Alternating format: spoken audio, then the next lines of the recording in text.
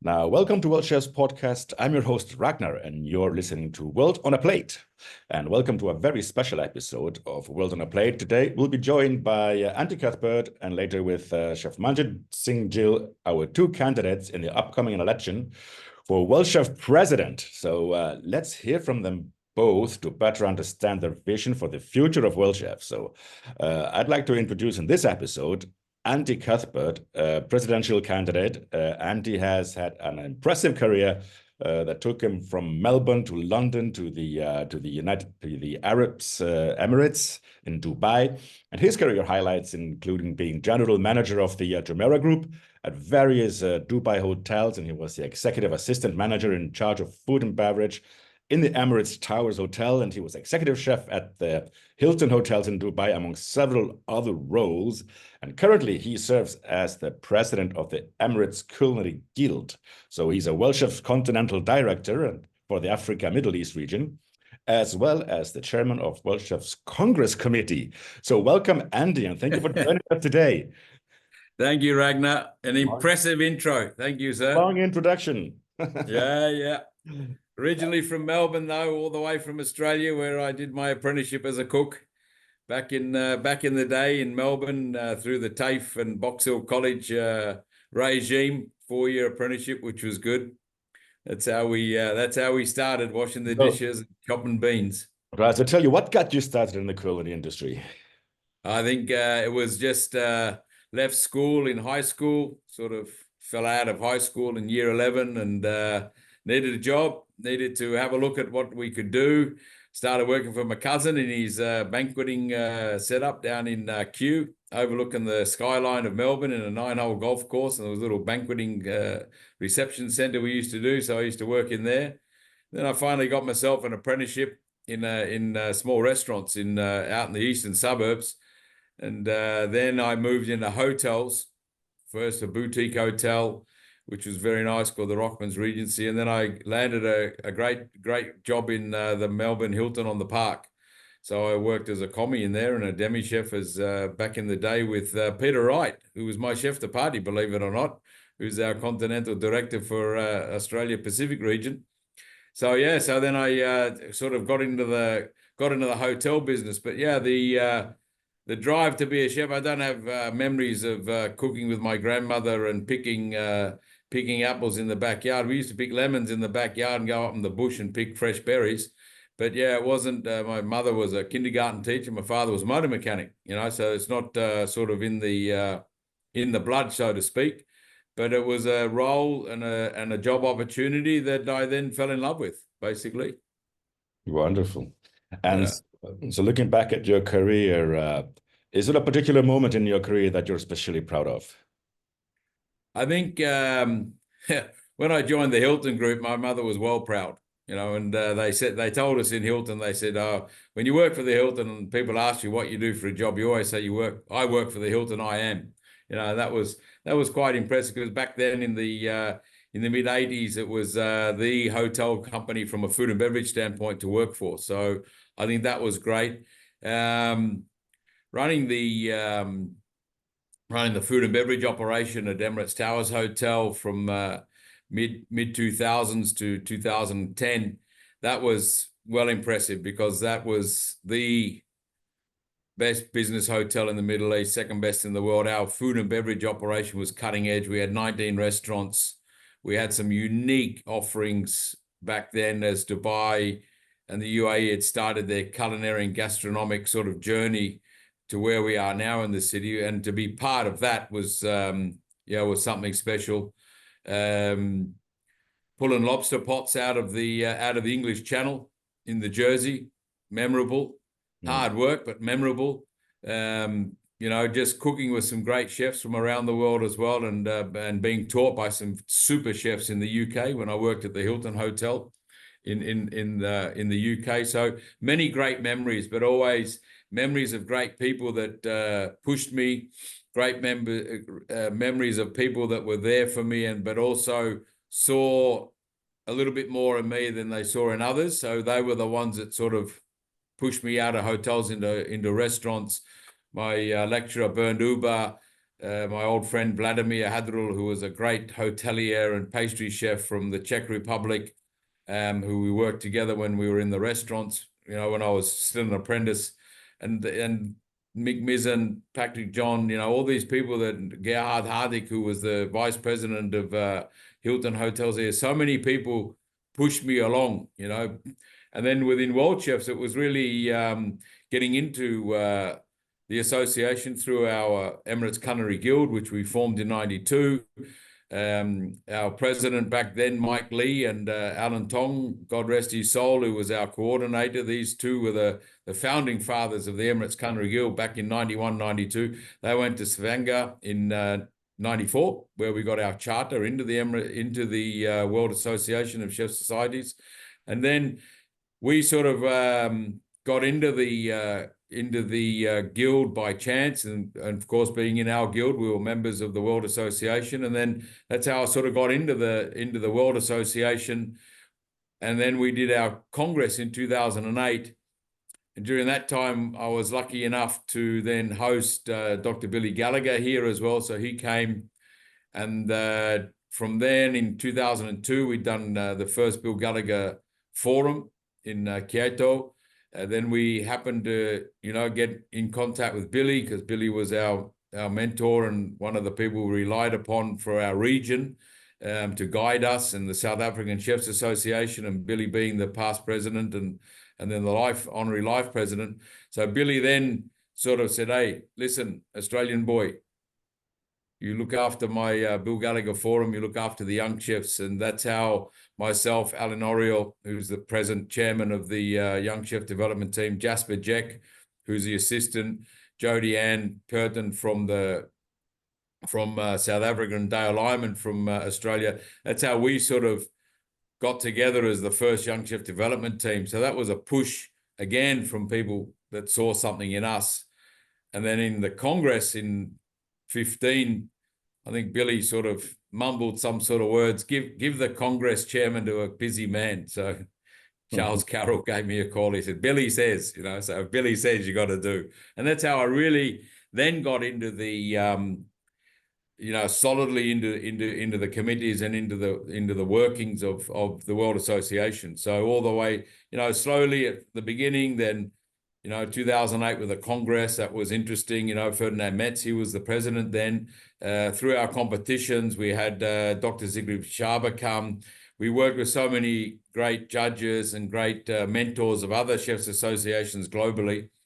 Otto Weibel has always been, has missed only 2 of our salons since '93.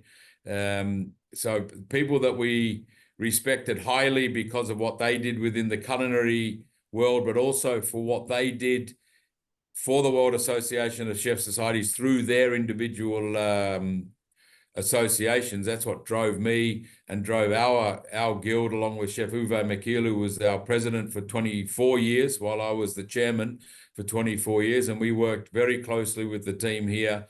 And then when Uwe stepped down, I had to, oh, you'll be president. No, I don't want to be president. I like being chairman. No. So that's how I ended up being the president of the guild. So a great journey from fledgling culinary guild here, building that up. Our first competition, we had 60 competitors. This year we touched nearly 800 over 3 days. International travel to Luxembourg, to Singapore, to Hong Kong, to Malaysia, to the Culinary Olympics. All this was because of the World Association of Chef Societies, and also by being part of the Culinary Guild. So giving a lot to the young guys that we do, as we were given a lot when we were young guys. So I think that was what drove me to continually push and to be involved.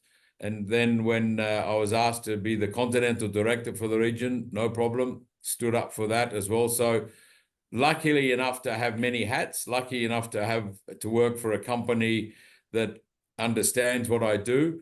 But more importantly, having a family that understands what I do. And Madame, she is very much involved with our guild here. But of course, that understanding is important as well. So that's how we sort of got into it all, Ragnar. Yeah. All the way from Bulleen in Melbourne as a cook, and still a cook at heart. you were bullied into this. No, I'm kidding. Yeah. You have a long history. Coerced.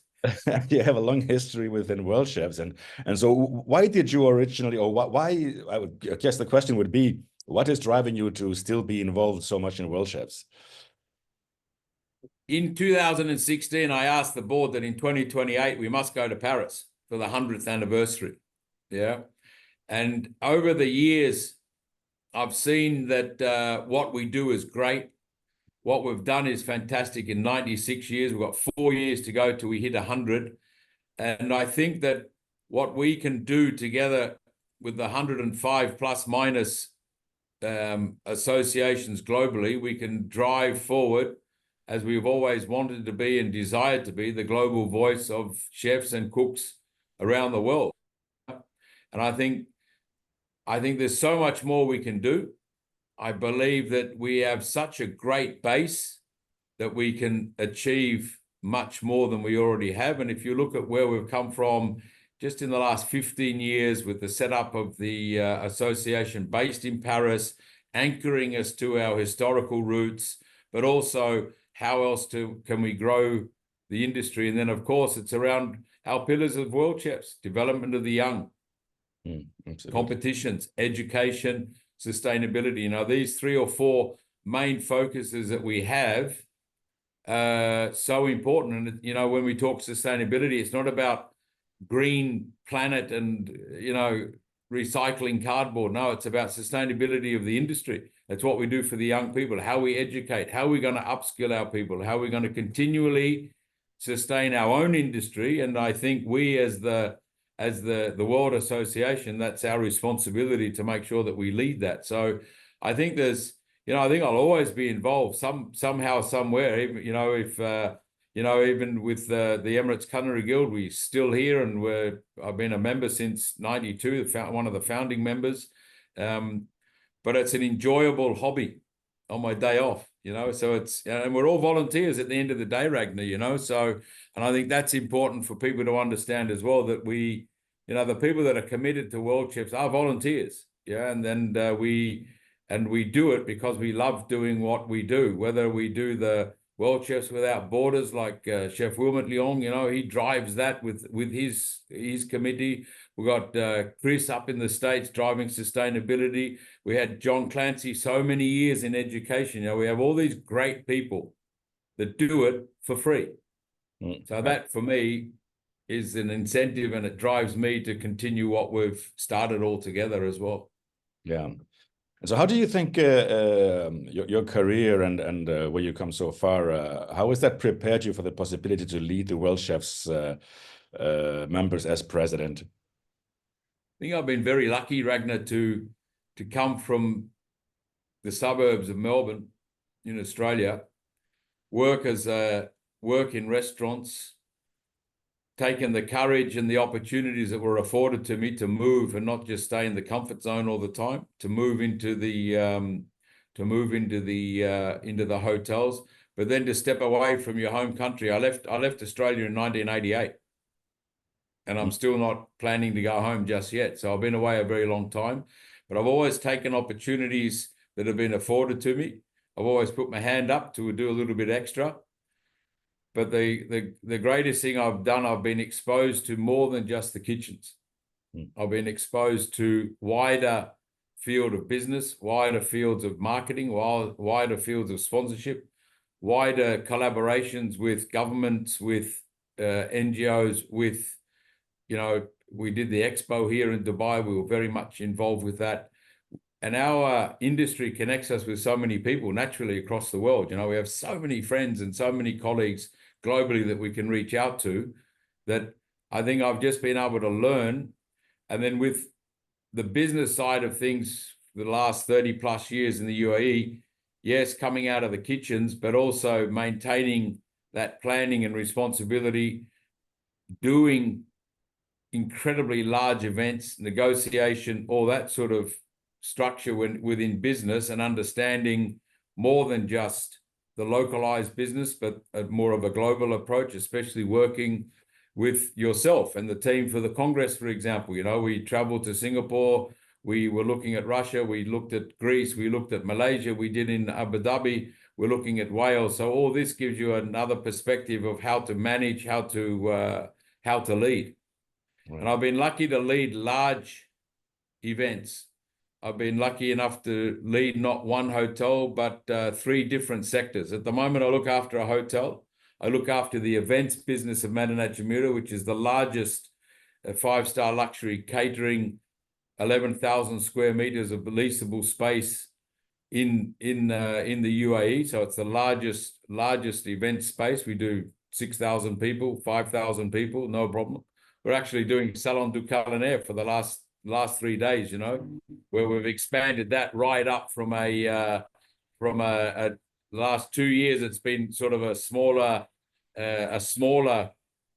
exhibition fashion show with Salon du Chocolat from France, from the Paris one as well. Now we've moved it into one of our larger pieces of ballroom space, nearly 3,000 square meters in Madinat, along with Jumana and the hospitality services team that lead this. And then yesterday we had Monsieur Guillaume Gomez and the president of the Salon du Chocolat, Mr. Gerard. So, you know, again, another opportunity, another discussion, another part of being a leader, that you need to understand how to negotiate. You need to understand the different people that you work with. So I think globally, I've been lucky to move around the world. I've been lucky enough to work with a wide variety of people. I've been lucky enough to work in the royal households. I have a unique set of skills, as my past president of the company told somebody once. Yeah, because I've come out of the kitchens, but I understand the kitchens. I understand logistics. I understand sales and marketing. I understand finance and all the other bits and pieces that we have to sort of do when we head up leadership roles. And I think leading the World Chefs, we have a great network. Absolutely. You know, we have a company formation that maybe we don't really look at sometimes. You know, we have a board of directors, but then we have 105 heads of department, for example. Yeah, with all your great presidents around the world, you've got continental directors sitting in every continental area. And then you have the committees. And the committees is another 120 odd great people that you call upon. So we have a management structure or a structure to do things of close to 160, 170 professionals, all unique, all carrying a set of different skills, but all working and striving for the one thing. The global voice of chefs globally around the world, the World Association of Chef Societies. So to actually lead that makes it easier because you have so much great talent already. Absolutely. And I think utilizing the talent, utilizing the people you have in your hand, utilizing the tools that you have at hand is the way that we need to be looking at for the World Association as well moving forward. But listening, communicating, and then doing is going to be key. And how we do that together as a global team, that's where it's tricky. And that's where we have to look at organizations like the UN, organizations like the WHO. How do they operate in all these far-flung places so successfully? What can we learn from those great global organizations that are also working towards goals that we work collectively on, like the sustainability? We're aligned to the UN's sustainable goals. So it's all, you know, there's all this in place already. Where do we fit in as World Association of Chef Societies? What more can we do with our own members to be involved? And what more can we do to drive them to strive to do a little bit more as well? Right. And that is what I believe as leadership we should be doing. My son asked me a question one day, go to work with Dad. So we walked around our huge convention center and explained what we did. We do this, we do this, we do this, we do that. Yeah, we have this, we have that. Here's the kitchen, we have all that. Then he asked me a question. He said, Dad, what do you actually do? And I had to think, you know, Ragnar, I had to really think. I said, wow, that's a question. I said, and I thought about it and I said, I take responsibility after I've done some planning. So I plan and take responsibility and then guide the people. And that's, I believe, a strength that I possess, and something that's helped me throughout my career, whether it be back in the restaurants in Melbourne or in the UK, and just taking every opportunity that's afforded to you and seeing how you can improve on it, but not forgetting where everything has been built upon as well. And that is one important thing, that we have a very solid 96-year foundation within the World Association of Chef Societies that is solid. Now, how we improve on that and how we move it forward, that's why we have Ragnar and a team in an office in Paris to anchor us. And then we have our team of volunteers that are like-minded and that want to move it forward as well. So as World Chef President, in short terms, what goals and objectives would you have in your term? There's many, but there can't be hundreds. Yeah, and that's one thing we need to be careful of, that we don't try to do too much. I think we need to focus first on what we have, yeah, and enhance that. So enhancing our communication and our connections to our members, this is going to be a very strong point. We need to look at how we can bring in our young chefs and empower our young chefs to be more involved, and education to be more involved globally, what we need to do to reach out to the young, but also how to educate across the globe the young chefs and people that need and are just hungry for education, and what is the power of technology to help us with that and innovation. How are we going to communicate to 105 different countries in 105 languages? And I think that is going to be a focus of technology and innovation, because we have our English, we have our French, we have our German, we have our basic languages of the world chef, but I think the global language of world chefs is every single language on the planet. So it's that communication and connection, what we do around education of the youth with the help of technology and innovation, and then, of course, remain inclusive, fully inclusive. And that just doesn't mean having more female chefs in the kitchens. This is inclusivity throughout every realm you can think of, diversity, nationalities, everything that we talk about around diversity needs to be really understood, and what we mean by that and what we want to do. So that'll be another focus for us. And then, of course, sustainability. Sustainability from cooking practices, sustainability of ethnic cuisine, sustainability of us, as I said earlier, as a organization, but also for our industry. How are we going to encourage people to actually want to work in hospitality again? We always hear, oh, it's very hard, and we want 4-day working weeks, and we want to work from home. We are in the hospitality industry. We can't be working from home. Yeah. When you're a cook or a waiter or whatever, you got your restaurants to run, you got your hotels, you got your businesses, you got your production facilities, you got all these areas to look at. Yeah. So we need to nurture the youth. Yeah. Because they are the future. Yeah. Empower ourselves through technology. And what do we really mean when we look at how to strengthen our future within Worldchefs? So that's around partnerships with our partners, but who else should we be partnering with? And we need to be able to secure ourselves for another 100 years, as our forefathers did and how our ancestors of world chefs did. That's what we sort of need to be looking at as well. So what do you hope? The strength will be diversity. So what do you hope that Worldchef is able to accomplish in the future? How do you see how we can strengthen? I would like us to be known, as we say, Ragnar, the global voice. And that when we say the World Association of Chef Societies, people say, oh yeah, we know who you are. And I think that is where we all need to work collectively to promote who we are. Yeah. We all know who Nike is. Right. Yeah. We all know who Coca-Cola is. What is our brand? Yeah. Are we a brand, or are we more than a brand? But everyone knows who the UN is, WHO, FIFA, F1. So it's those sort of aspirations we have as an association, how are we going to move to that? How are we going, we aspire to be at that level. How do we bring ourselves there? And that is a big question, not just for the president, not just for the secretary general, not just for the board, but that's for us collectively as well. Office, members, committees, what does everyone do moving forward?